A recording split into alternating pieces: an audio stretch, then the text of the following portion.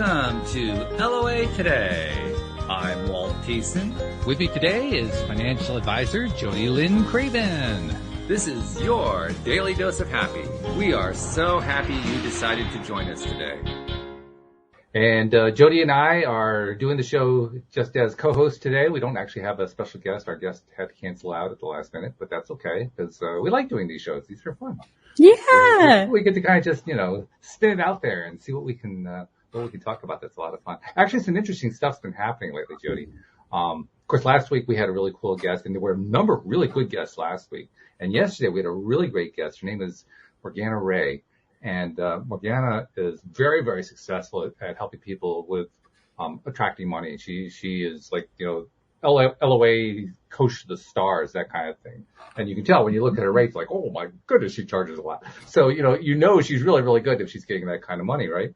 And it was a wonderful show. She gave a great presentation about, what she does. And actually what she does is kind of similar to what you learn in Taya Boot Camp, which is kind of interesting. But, cool. But it had her own really unique and interesting take on it. Anyway, and you know how this is, as often happens whenever we do an episode, usually there's like an after show talk. We're talking with the guest or we're talking amongst ourselves, chatting about things that happened during the show, all this kind of stuff. And that happened yesterday. And as we're chatting, I told Morgana something that I didn't mention during the show, but during the show, now, Cindy was actually before your time, but she used to be my Wednesday co-host, Cindy Chavez. And Cindy kept coming to my mind. Now, I think part of it is there are some characteristics that Morgana has that kind of reminds me of Cindy. So that may have been part of it, but I couldn't really explain it. And I thought, why am I continuing to think about Cindy? So one of the things I mentioned afterward was that I had this former co-host who was with me for 5 years, who just kept coming to my mind. I didn't really know why. And I said her name was Cindy Chavez. And Morgana said, Cindy Chavez, I know her. No way. For years. They've been friends for decades. Wow. This is so wild. So I sent an email to Cindy afterward and told her the story. And she was flipped out over it. And she wrote back saying, you won't believe this. I've been thinking about texting her for the past few days. They haven't even been in contact for the last couple of years. Wow. So it was like pure law of attraction.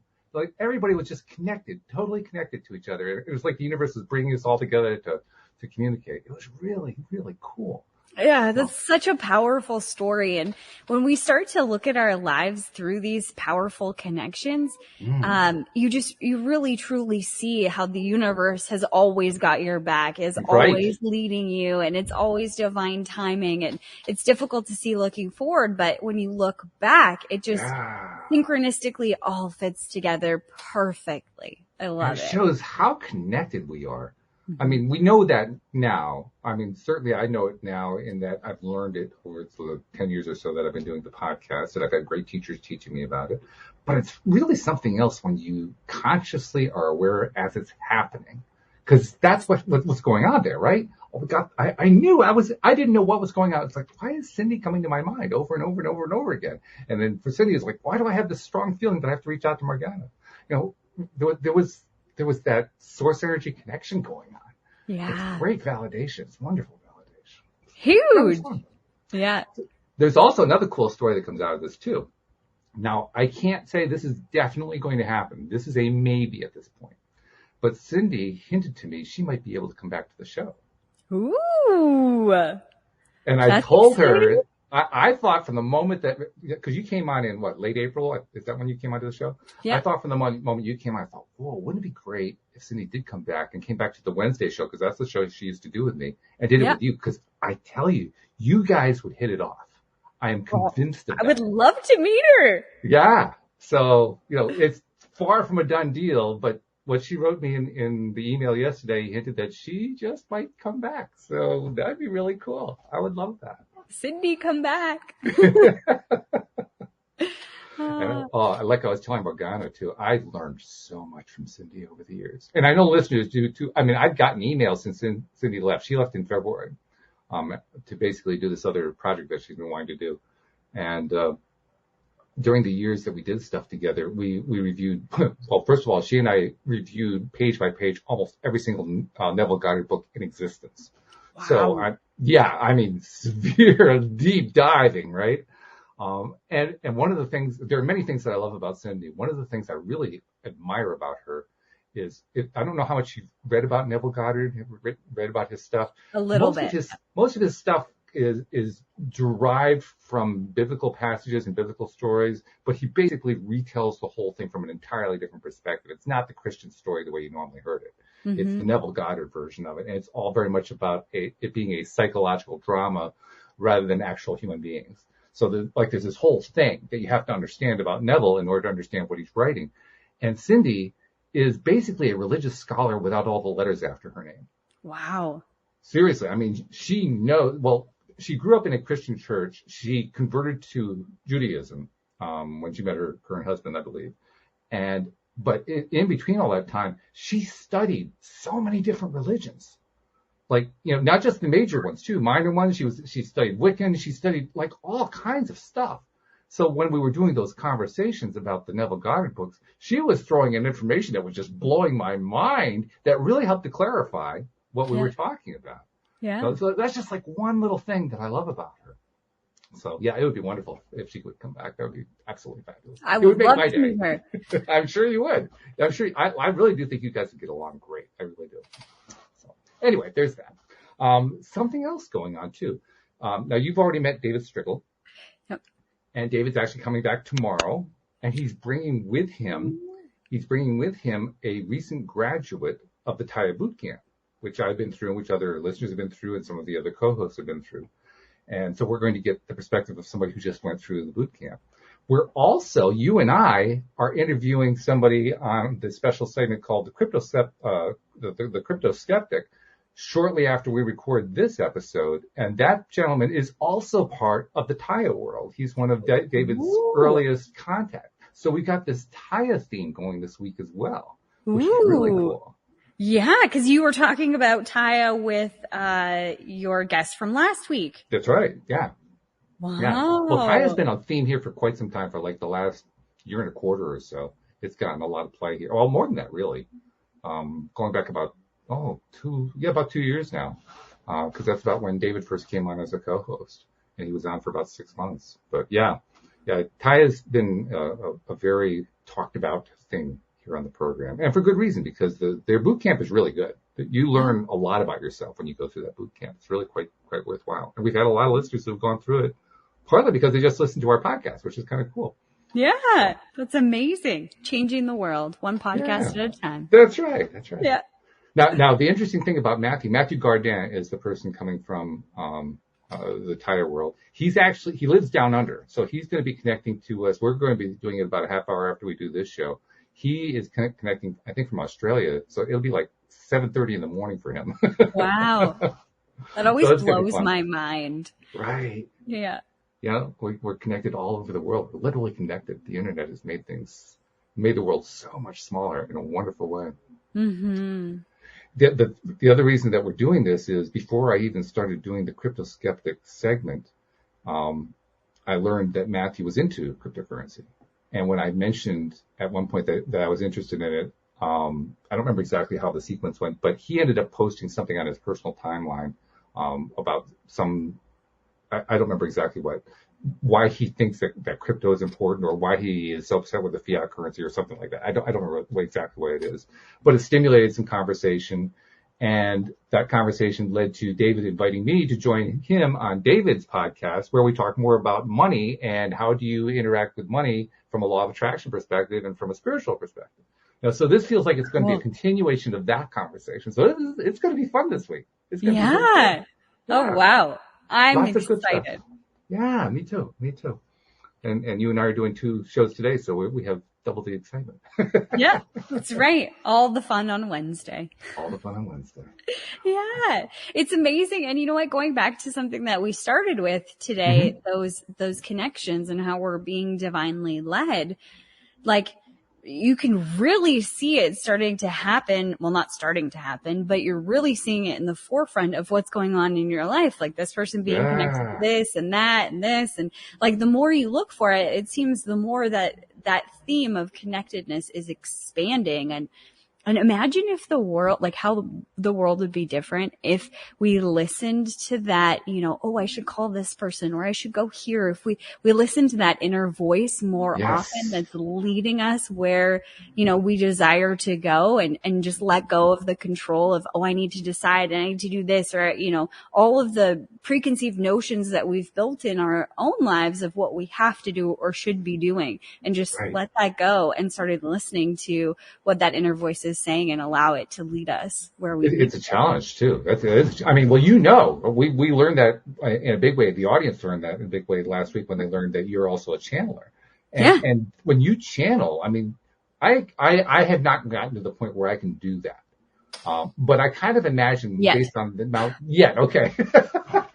I'm not even sure I want to be honest. But assuming I keep developing, what I do know is that the amount that I have been able to learn how to kind of connect, not that I ever lose your connection's always there, but kind of notice the connection, shall I say. To the degree I've been able to do that, I've noticed that I get a choice every time. And the choice is, will I notice that it's there? And very often, because we're so used to it, we learn to ignore it or to pretend that it's not there, or we just kind of don't notice it.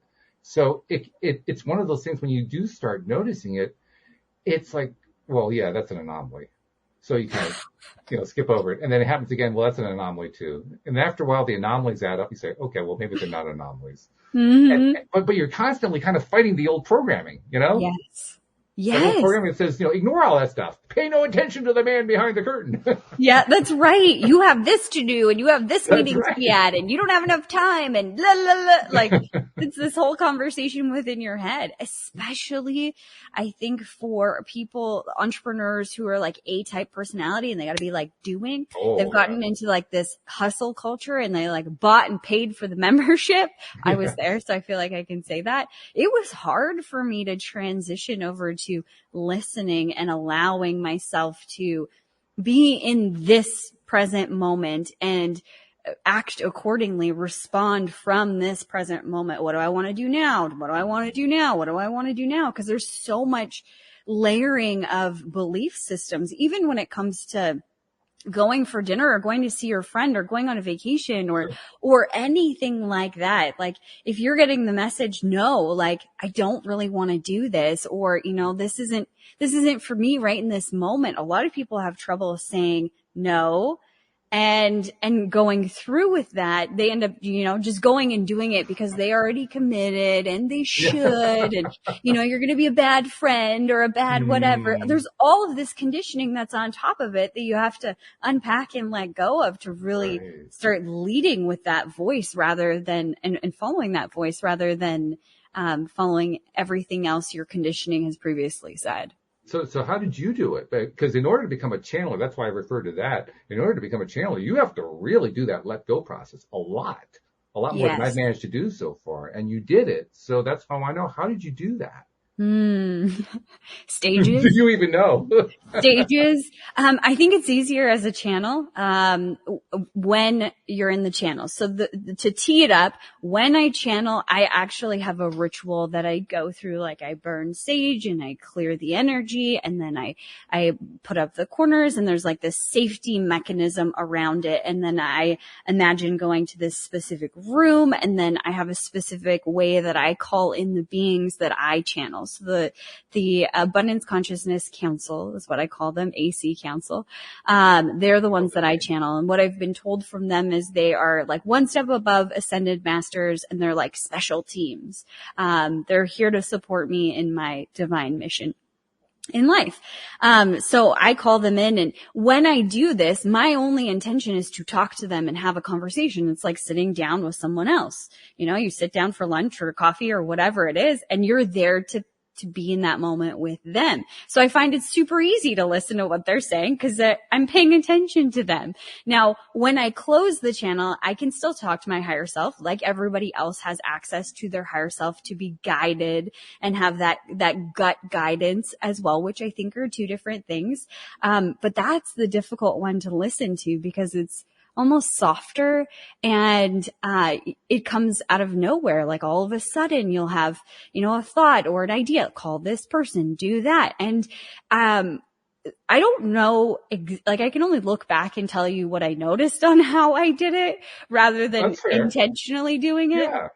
I noticed it with my brokerage business when I would call people. So in my brokerage business, they taught me to make a list of all the people you know and then call them and tell them that you're now in financial services and, you know, whatever. There's a whole script towards it and everything else. And instead, and they would tell you, go from the top all the way to the bottom and don't skip people. Like, this is very essential. And I guess I'm a bad listener. Because I would look at this list, I would have this whole list or like binder full of like contacts, people I met, people I knew, acquaintances, like, you know, the hot market, the warm market, the cold market, everybody in between. I had this list, of people. And instead of going from the top to the bottom, what would happen for me was somebody would pop out. Their name, a story they told me, something about them. And I would get this little like inkling. Ooh, I call it my spidey sense. You know, my spidey sense would go off, call this person. And I would just follow it blindly. Okay, I should call this person. And then I just kept doing it. Oh, call this person. Oh, call this person. I had it to the point and still do, but so dialed in with that, what we were just talking about, that I would have clients who would think about me. They would need something or they have a question or they were just thinking about me. And then boom, I would think of them too. And I would follow that. I just started following that and putting the importance on that first. The most important thing in this moment is to follow that feeling, where to go, turn left, turn right, whatever.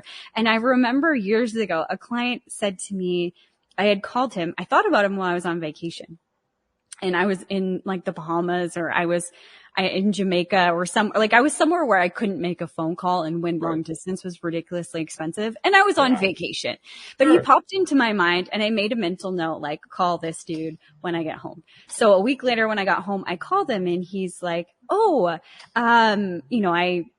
was just thinking about you or, you know, whatever. And I said, yeah, I thought about you last week when I was on vacation. And he's like, you did? And I was like, yeah. And he's like, I think it's because I was thinking about you. And I'm like, what? And this guy is not spiritual whatsoever, not into the law of attraction, like polar opposite. And he said, I noticed that whenever I think about you, you call me within 24 hours. I love it. And I'm like, I don't know if that's a good thing or a bad thing, but that was verification. And I kept getting that verification that I was supposed to be calling this person because it was so effortless. You know, the people that were on that list, when I was following that, where I was being led by that, you know, divine source or the universe or my higher self, whatever you want to call it, that voice of pure light is what it felt like. When I would do that, things would be easy. People would pick up. They would be happy to hear from me. They'd be excited to sit down and see what I'm doing. They'd book an appointment. You know, all of these things would fall into place. So I kept building evidence for myself that this was the right thing to do, that this was my superpower, is feeling into this and using this spidey sense literally like a superpower.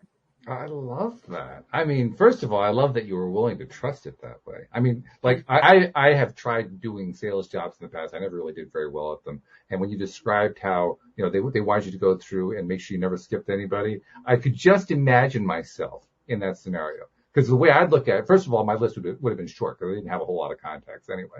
But I would look at my list and I said, yeah, that call's not happening. No, I'm not going to give that person a call. No way I'm going to call that person. It's not going to happen. You know, I would talk myself out of every single one of them. It's done, right? Absolutely. That's what happens with most salespeople, right? They're like, I don't want it. Yeah. But I was following it to the point where I would go out, you know, you run out of your regular contacts, like everybody that you talk to in high school and everywhere in between. And then now you're at this point in life and now you have nobody to talk to ish. I never actually believe that there's no one to talk to. I believe there's always somebody that needs me. And that belief has served me well. Sure. But, yeah. You hold that belief that you're going to have a lot of success. No doubt. So when I would run out of like contacts on paper, I would go out to meet people. Like, where could I meet people or whatever, right? And I would just set the intention as I got into my car that I was going to meet somebody that needed my expertise and that I could help and whatever. And then I would just start driving And then I would, get the feeling I should go left, or I should go fill up my car, or I should go right, or I should go over here. And I just started following it. And I met the most random people at the most random places, just like filling up gas, and started having a conversation with the guy that was filling up gas on the other side of the gas station from me, right? Like he's filling up right next to me. Hey, how's it going? I'm a friendly person. Have a conversation. And I built incredible relationships with these people. It was divine guidance. It's just divine networking is what that is. Because you were doing networking, but you were using internal guidance to decide who you're going to network with, who you're going to reach out to next. Yes. Which is like, that blows my mind. Yeah. And another belief system that was really, that is very anchored within my system is that it always works out for the better, and it's always leading me to something. Like there's always this beautiful exchange that happens. So a lot of salespeople, when they'll go to an appointment or whatever, they try and sell and it doesn't work or whatever, the person doesn't want their thing. Then they focus on, the energy that they spent, the gas they spent, the time they spent, and it was all a waste of time, and it was such a waste. And I refuse to believe that. And that belief system led me to other people. I would believe that, this time was valuable because I made a connection, or, I just said something that impacted their lives, and they'll probably lead me to someone else that will lead me to something that will pay me or whatever. And I remember I did this. I got a referral to somebody. I literally showed up at her house, and she called the company I worked for a scam. I wanted nothing to do with me, even though I sat there for an hour talking to her about her mortgage and getting a better rate and all of that stuff, just how she could do it through her own bank, not even through one of the companies that I could offer her, because we're just a brokerage. And I remember walking out of there, and I started to feel a little defeated, and I was like, no, it always leads to something. I'm always being led. I refuse to believe that anything like that was a waste of my time. I gave my best, and I always get that exchange in return. I just don't know where it's going to come from, and it doesn't matter. It will come. It always comes back to me in the end. And it's so interesting, that lady who is super against me, super against the company that I worked for, like she was so negative. She called one of her friends, or her friend called her, whatever. Anyway, she was looking for a mortgage and life insurance. And that lady who tore a strip off of me, essentially, in that meeting, she gave her my phone number. And that secondary lady is one of my best clients today. Really interesting. That's very interesting. You've also clarified something for me that I've been trying to clarify since I was in my 20s. I couldn't understand why it was I was so bad at sales, and you just helped me understand why I was bad at it. It's not that I was bad at sales. That really was not the case. If I could actually sit down and talk to somebody, I could sell them and stuff. But once again, you helped me understand something that I probably should have been able to figure out, but I'd never been able to figure out. You walked in to every situation believing that they wanted something that you needed, or that you had to offer, rather. You had something that they needed. I now understand. I walked into every situation thinking that they didn't want to have anything to do with me at all. Now, I didn't consciously vocalize that, but I know I have a history of that. I did the same thing with women. I did that for 20 years. I was convinced any woman, I think I told you this, I was convinced that any woman I ever met, before I even met her, was not going to be interested in me. Now, we talk about self-sabotage. Like, there was no way that was going to turn into anything, right? And that's exactly what happened for 20 years. Well, as I think about it, I did the same thing with sales prospects. I had so little confidence in myself, and I really did. I had very little self-confidence. If you had asked me at the time, I would have told you I had pretty good self-confidence. But looking back, I know absolutely for a fact my confidence was like, ooh, way down here. It was really bad, really, really bad. Yeah. So, you just clarified for me what I think that's probably the biggest difference. Yes. And it makes me wonder, it almost makes me wonder why it is more people in sales don't train on what you just said. Because what you said requires self-confidence, and it would really show very quickly who has self-confidence and who doesn't. Yes. Well, and I think it's this separation between the known and the unknown. And we could call the unknown woo. but it's just simply energy. It's your energy when you show up. So in our scenario, the one that you were just talking about, me versus you in sales, I would show up with the energy of I'm here to help and they need my help. That's the energy that I was exuding as I had this conversation with them. And the energy that you may have been exuding at that time was they don't want anything from me. I don't know why I'm here. Right? I wanted it to disappear into the woodwork as fast as humanly possible. Mm-hmm. That's exactly how it felt to me. And I think that there's a lot of salespeople that don't believe in energy and, or don't understand energy or don't know about energy or whatever, don't realize that it's not just your thoughts and your beliefs, but it's also the energy that you're carrying within. And that this is what I teach in More About Money. It's your energy when working with money, when touching money, when thinking about money. All of these things matter because our world is simply a hologram made up of energy. So you're the one casting the picture. What picture are you casting? And is it one that's serving you or not serving you whatsoever? I'm loving the way that you say that because you're illustrating for me in a very beautiful way exactly why my journey with money has been what it has been. I mean, I've taught, for instance, I mentioned the Taya Bootcamp. Taya Bootcamp, you learn to basically look at what your major root transgressors are and move them out of the way for not just money, but for anything, so that you can start being more successful in attracting what you're trying to attract into your life. And that's all good. It's all good stuff. But you're kind of taking me to a different place here.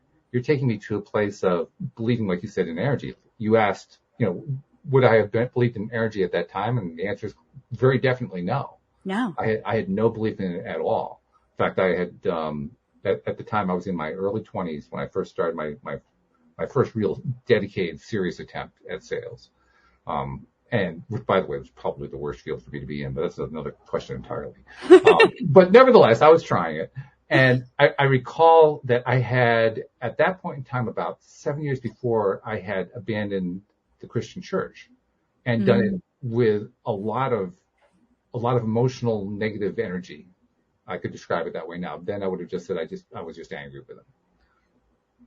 And, so that was my association with energy. If somebody had proposed the idea of energy to me, that's what I would have thought of. So probably the last thing I wanted to hear at that point was, well, your energy is what makes a difference. Because I would say, okay, I'm done with this. Goodbye. I'm out of here. I would have run away from it as fast as humanly possible. Well, and it's the things that people can't see. So they're like, oh, well, I can't see said thing, so I can't believe in it. But I mean, you can't exactly see the wind, but you believe in it too. Right? So it's starting to understand that you are influencing situations without ever saying a word. Your energy is influencing and creating the world that you're seeing. And for some of us, it takes a while to even consider that possibility. Mm-hmm. It just does. I mean, I'm just thinking of my own case. It took me a long time to even consider the idea of source energy, even after I was presented with it. Like, source energy. Okay, yeah, well, that's a nice idea. And that's as far as I would take it. Mm-hmm. And that was a big step for me to take it that far. Oh yeah, that's a nice idea. That was a huge step for me. 10 years before that would have been like, source energy, you're full of it. Get out of my way here. What are you talking about, Willis? Stop throwing all this crazy crap at me. I mean, come on. Yeah. Do I look like a woo-woo person to you? Yeah. Absolutely. And you know what?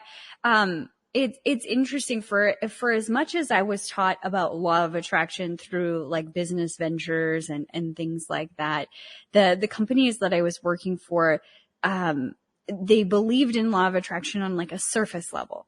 And I think a lot of people are stuck there. Oh, okay. Like I want something, I put it out there and then it'll come back to me, but they're not thinking about the whole picture, which is you. And for me, I had to go through, like I got stuck in my brokerage business at I think it was $150,000 in income. And I was working really hard for it, like really hard for it, 7 days a week, 12-hour days. Like I had time for nothing and nobody unless it was going to pay me. And then when I started to see that I was the one that was creating this life and started to take responsibility for it, my energy was creating it, my actions, my thoughts, my beliefs, me as a whole. not good or bad, just me as a whole was creating all of this. I needed to step back and start seeing, okay, what's going to make a big difference here? And I started with energy. Like, how do I even feel today? How am I nurturing my energy myself? How am I showing up in this world? And the realization for me at that time, which was now this was probably like 5 years ago, it was this realization that I was showing up as overwhelmed, exhausted, and anxious. And I could muddle through it enough because I had the belief system and the energy that I was helping people, but I was exhausted all the time. So there'd be times when people would say no to me, and I'd be like, what? I don't understand why you don't want this. And I knew that it had something to do with my energy. I was pushing them away. But that's big, though. To Huge. make that recognition, that's a tough recognition to achieve. It truly is. And I say that from experience because it took me a long time to even know that was a possibility, let alone recognize it. Yeah. And then the next big, like, recognition, or struggle, I guess, for me was actually doing it, like allowing myself that time to explore myself and explore that energy and give to myself whatever I needed, whether that was sleep or that was, a bath or lighting a candle or saging or going for a walk in nature. I was work. I had the subscription and paid for it in full to the hustle culture. I was there. And the hustle culture says, team, no days off. You're doing things, you're working, you work. That's how you get rich or how you get wealthy. And it was killing me.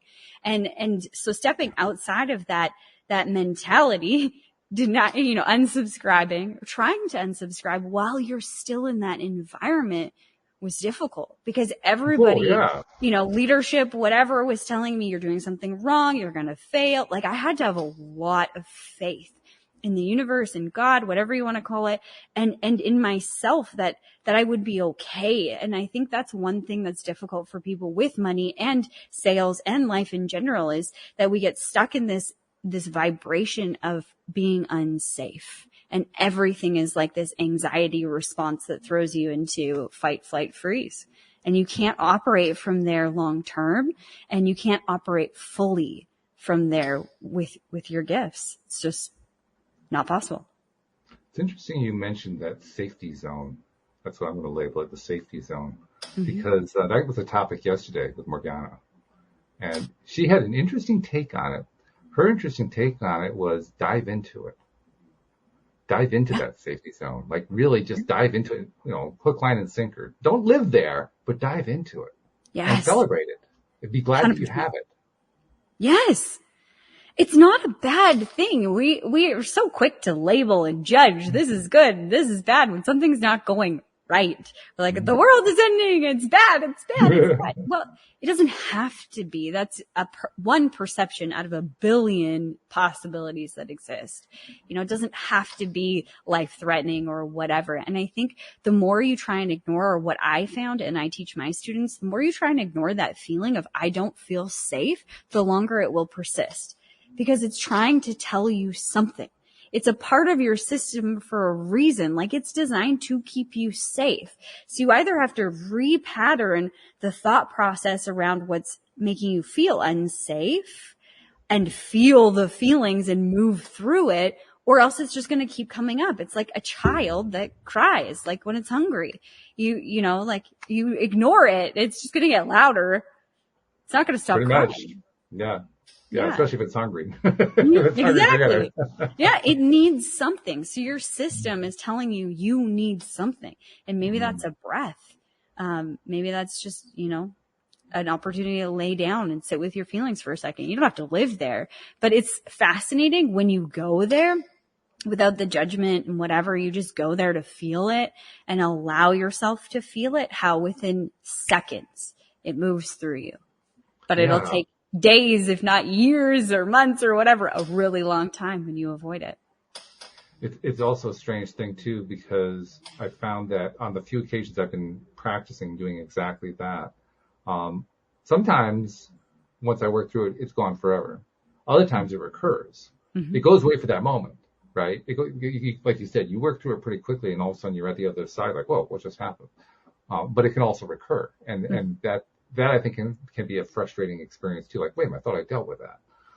But nevertheless, like you say, it is a fairly quick experience. I was actually working on stuff like that today. I've been dealing with various things with this gardening business that I run for Louise. And I did some journaling, which I almost never do. But I did some journaling. I kind of did it modeled on what Morgana was talking about, because she had talked about something that was kind of a different take from, say, the Thai boot camp or whatever. The way she describes it is you actually create a persona of, she has like two personas that you create / discover. And she had an interesting little soliloquy on, why it's really both that you're doing it. But one of them, she calls your money monster, and the other one she calls your money honey. Mm. The money monster is the entity that constitutes all of the different ways that, you're fighting yourself essentially, although you think of it as this entity that's blocking you and stopping you and hates you and is doing everything it can to prevent you from having money. And your goal in her metaphorical universe is to slay that monster.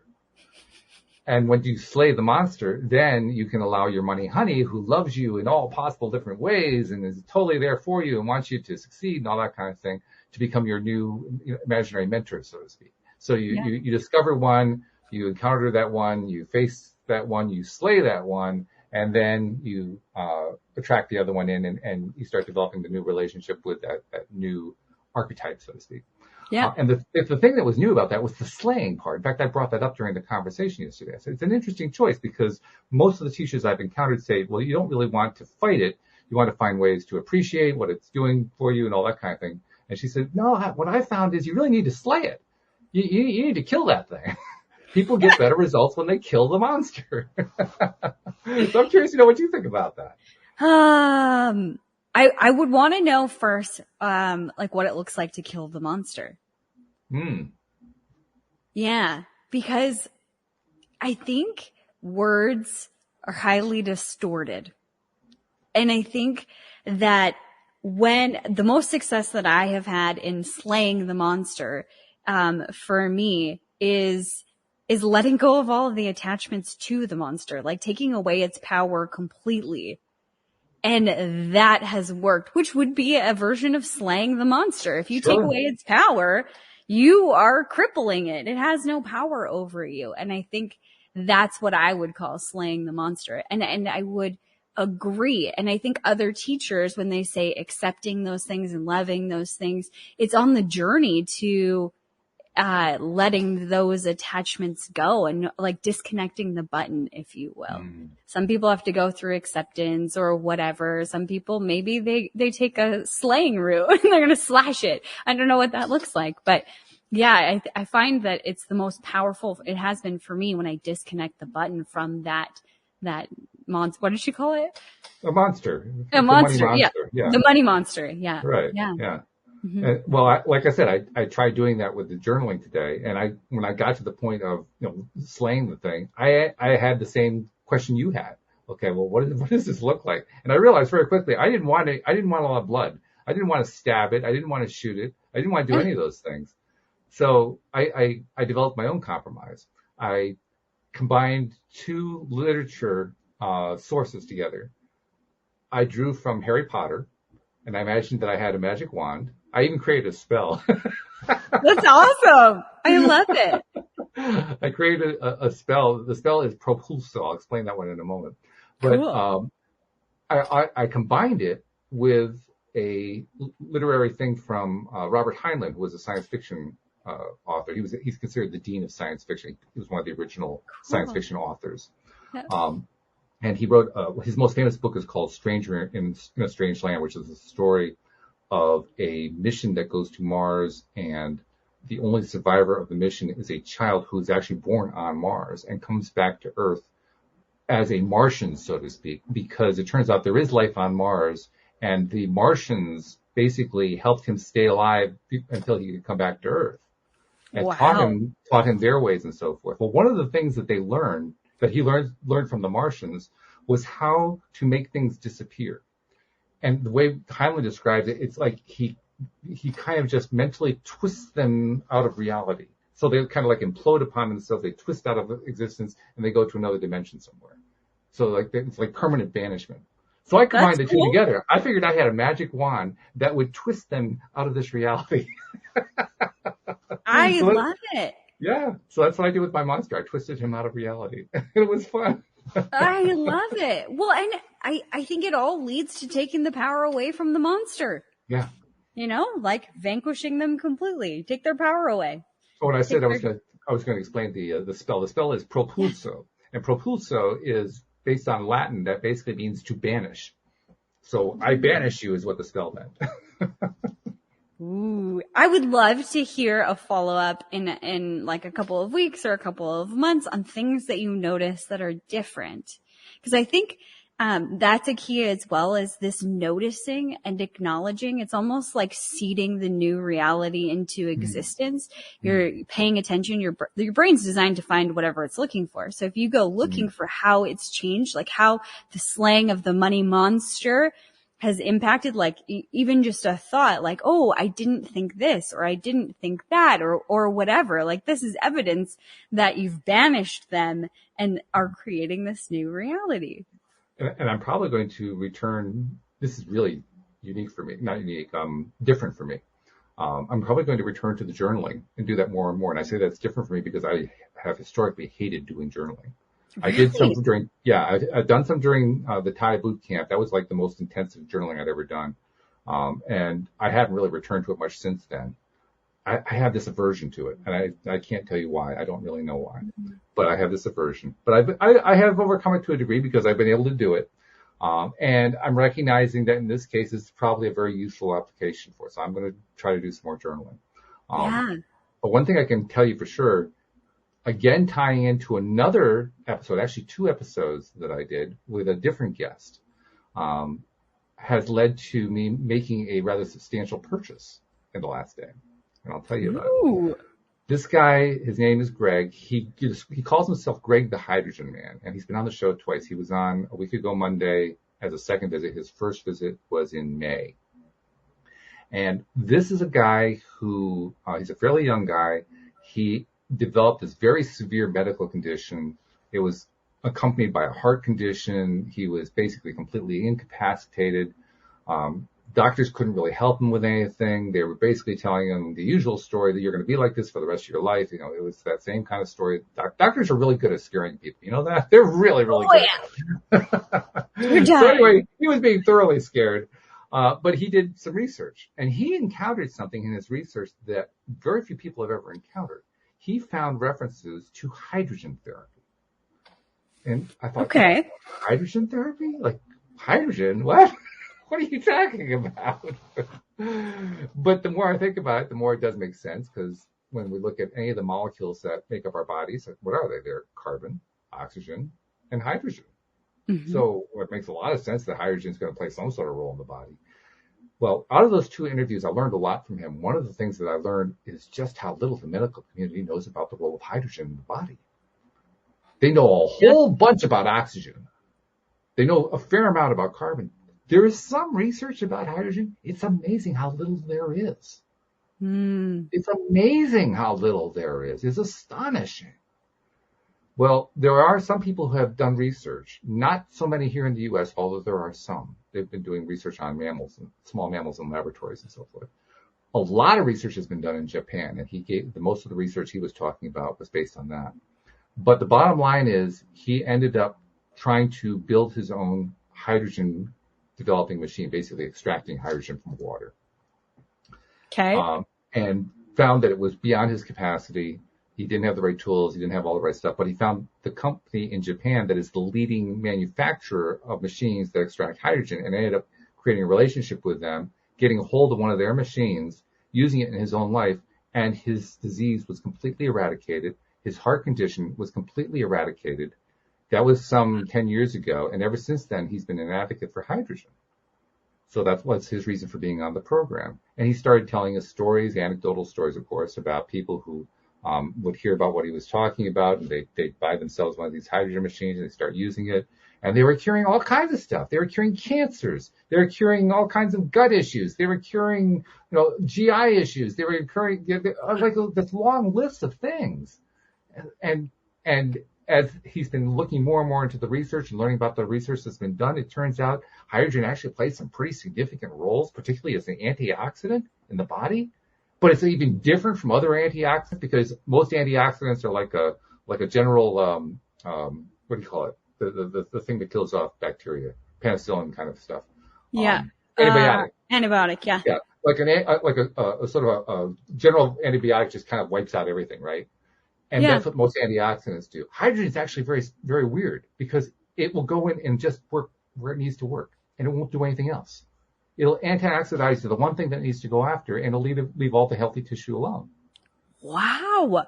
So you bought a hydrogen machine. I bought a hydrogen machine, and what made me do it, I mean, I don't normally just go out and buy something based on an interview that I do with somebody here on the show. Yeah. But the end of the second episode, he mentioned how he got contacted by somebody who had macular degeneration and managed to reverse their macular degeneration. Well, I have macular degeneration. I don't even know what that is, but it sounds scary. It's very scary. It leads to blindness. Oh. The macula is the part of your eye that the retina uses to focus through. Wow. It's key. And if you have macular degeneration, what basically means is that over time, your central vision, your straight ahead vision starts to black out. So you essentially become blind. Yeah. And I am blind in my left eye that way. But my right eye is still holding its own, which is something because I've had this for, I think, about 15 years now. I was trying to remember exactly when I first heard about it for myself. And I think it was about 15 years ago. And I remember them saying that there's no cure for it. There's nothing they can really do. They can slow the progress down with drugs, but that's about the best they can do. There are no surgeries, and you will ultimately go blind, and it'll take about 15 to 20 years. So I'm probably supposed to be blind by now, but I'm not. Huh. And I do know I've been doing a lot of my own mental work. The only thing that I can really do, they have a vitamin combination that you can take that helps delay the progress. So I've been doing that. It's the Bausch and Lomb formula that I use. But other than that, there's not a whole lot you can do. And so I've just been, celebrating the fact that I can see on a regular basis and, keeping my vibe up and all that kind of thing. And I think it has helped. But I mean, my vision is not good.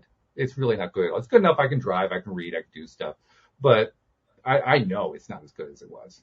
And it was never great to begin with, So when he mentioned that it can reverse macular degeneration, I was stunned, first of all, because that goes against everything that modern medicine has to say about the condition. Yeah. And secondly, I wanted to know more. Like, oh, okay, now I'm paying attention, Greg. Yeah, I've been listening to you for 2 episodes, but you got my attention now, So he hooked me up with the link and I placed the order. It's not cheap. It's a $2,000 machine. But I placed the order and I'm going to be getting it in the mail sometime soon and I'm going to start using it. And I can't wait to hear. I can't wait either, especially since it has so many other things it can do. That's one of the most interesting things about the stories. People would take it for X and it would also help them with Y unexpectedly. Yeah. It's like a full body thing. Yeah. It doesn't matter. I wonder if it reverses just eyesight problems because I have contacts and I hate them. Lots of, apparently there is evidence that suggests it helps with glaucoma, evidence that it helps with cataracts. I mean, the thing he told me about, the macula. So yeah, a lot of different ways that can help with eyesight, apparently. Now, bear in mind, I've also checked into, and he actually talks about this too. I've looked into what the U.S. medical community thinks about it. The U.S. medical community can't agree. That's really interesting all by itself. The National Institutes for Health, they have written stuff that basically says the research on this is incomplete, but it's very promising. It could lead to some really cool stuff for humans. The FDA wants nothing to do with it. And there are a lot of physicians who go out of their way to write articles saying that it's a scam. Huh. So you got this range of opinions in a community that is usually uniform, right? You usually don't get that range of opinions. Usually it's like everybody is lockstep on, here's the protocol for this, here's the protocol for that. They can't agree about hydrogen, which is, to me, mind-blowing. Yeah. I'm just stunned by that. Because that's just not their usual behavior as a medical community. Usually, they've got okay, here's what's right, here's what's wrong. It doesn't matter whether you agree with that. This is what they believe, right? This is good, this is bad, stay away from this, that's okay. No. Now where hydrogen is concerned, and I'm still blown by that because, like I said earlier, carbon, oxygen, hydrogen. Those are the three elements that make up all the molecules in our body. They know all about oxygen. They know quite a bit about carbon. How could they not know anything about hydrogen? No kidding. How could they not know that? I still don't understand that. Mm-hmm. Yeah. But apparently they know, well, they know some. It's not like they don't know anything. But what they know is very minimal. It's astonishing how little they know about it. I might have to look into this hydrogen thing.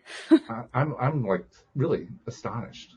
So, and in fact, we have, for our gardening service, we have an employee who had just joined us and she had to quit. And I learned it's because she has cancer and she's hospitalized and she's in really bad shape. I talked to her sister and her sister said that she's actually expected to be able to recover.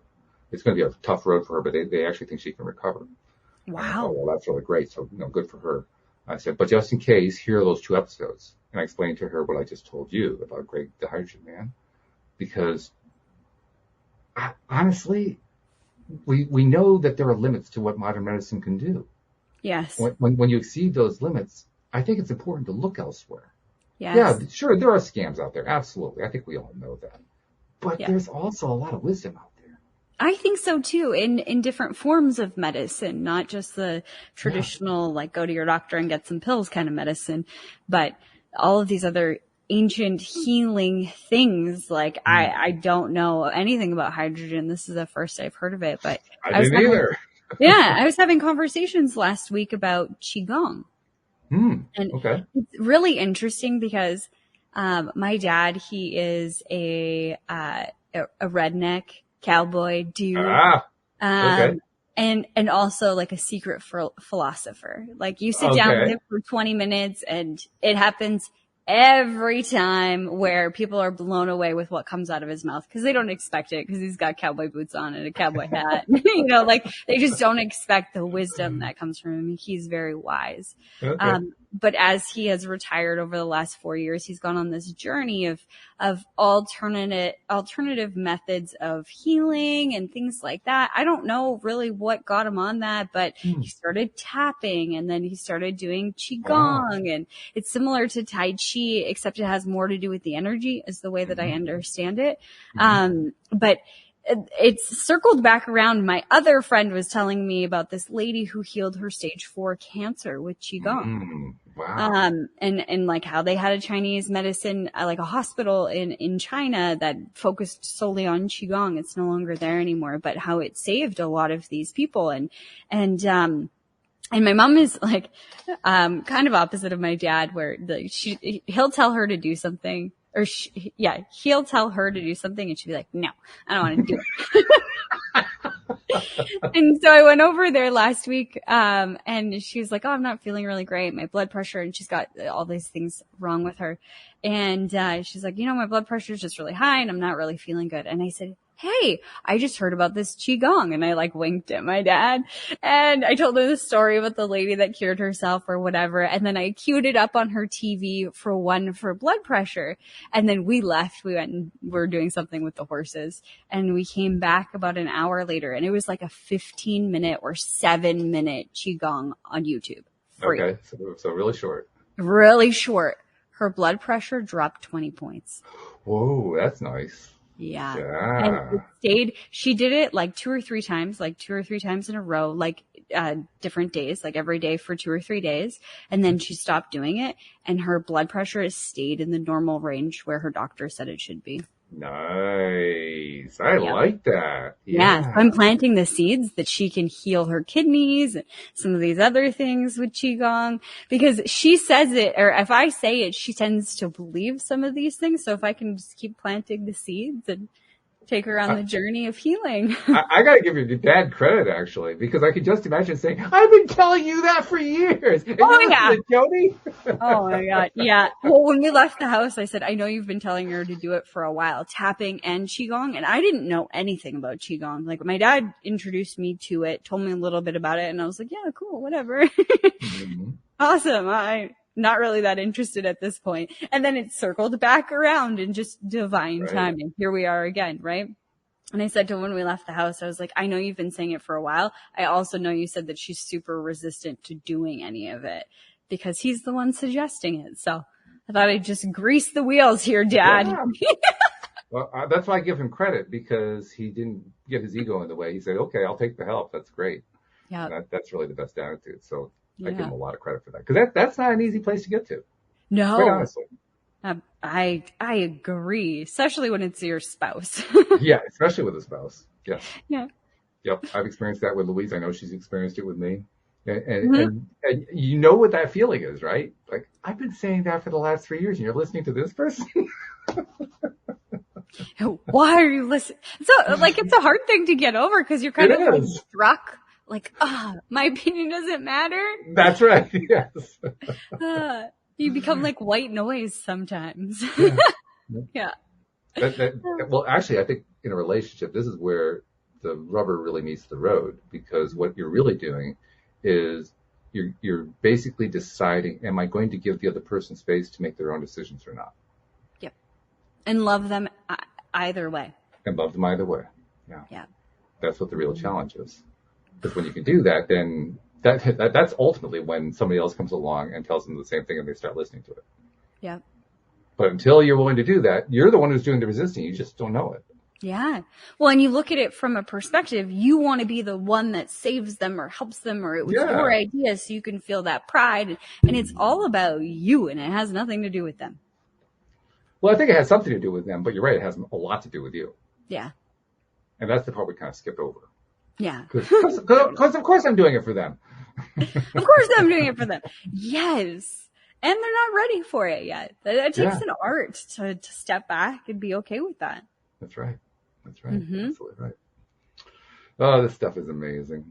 I mean, we're closing in on the 1800th episode. I think we got about 45 to go or something like that. And even after all those episodes, I'm still blown away at all the stuff that I'm learning. It's just freaking amazing. There's Oh, my so goodness. much. So much. You feel really small sometimes. Or I do. Yeah, I do. No, just wow. I mean, there are times I've mentioned this before. I love all the perspectives that we get here on the show. And I really do. I love them. But there are some times, like you say, it makes me feel small. And there are times where I just kind of like shut up. Like, I don't feel like I'm even qualified to be part of the conversation at times. Yeah. And then I remind myself, oh yeah, you're the coach. You have to be part of the conversation. Speak up. But seriously, I sometimes feel that way. Yeah. Yeah, me too. Yeah. Absolutely. That's an art in itself, is taking the ego part of that out so you can still participate. Because a lot of people shut down in that realm. Oh, Like, yeah. I'm not smart enough for this conversation. I'm just going to sit on my hands and not say anything. And I find myself taking a step back and listening a lot of times when I'm not sure. But every time that I stop myself from saying something, and I did this with you actually, we were doing our crypto conversation, and there was something that I wanted to say, but I didn't feel knowledgeable enough. I didn't want to look stupid or whatever. And then it was so interesting because I, got the courage to say, hey, this is what I'm thinking. I don't know if it's dumb or not. And we had a beautiful conversation about said thing, and there was value in that conversation. And it was reminding me, even in this public forum, that it's okay to ask questions, even when you think they might be silly, because there's value. Someone else is asking the exact same question. So I think that's powerful. That took me a while to learn that one, but that's one of the nice things about doing a podcast. You learn over time just from the feedback you get that other people were asking the same question you were. Yeah. Because that's really not part of it. When you get the handbook, and of course there's no handbook. When you get the handbook on being a podcast host, they don't give you anything in the handbook that says everybody else is going to be asking the same question you are. That's not in the handbook. Yeah. And yet it turns out that's exactly what's going on. Mm-hmm. It's somebody asking the same question that you're asking. It's someone who's thinking That's right. along the same lines you are. So you have to just be willing to just let it come out. Because when you do, you get the feedback that says, oh, wow, that was so good. Like, Yeah. Oh, good. I'm glad to hear that. Well, even just the new perspective. My husband was telling me something yesterday, and he's like, I'm just seeing it a little bit different. And I said, no, I appreciate your perspective on the way that you're seeing this situation, because I can only see my own. I can try and step back and see it from somebody else's perspective when I'm trying to do that. And you're bringing a new perspective to light that will help me see the entire picture in a new way, really, which is beautiful. It is beautiful. Well, thank you for your perspective, by the way. I really do appreciate the perspective you have brought in the last 3 months or so that you've been on the program. Well, thank It's you. made a huge difference. I'm looking forward to the next special segment we're going to be doing in about a half an hour. and encourage other people to listen to it, I'm sure it's going to be a really good conversation. Yeah. This has been a good conversation too. So thank you. Thank you. This is always a good conversation with you, Walt. I do this for the unbridled joy that I feel here with you every Wednesday. Me too. Absolutely. And I'm sure that our listeners feel the same way. So on behalf of the listeners, thanks to both of us. Yeah. Yeah. Thank you for listening. All right. And thank you to all our podcast listeners for doing exactly that, for listening. Hooray! We'll see you all next time here on LOA Today. Goodbye, everybody. Bye.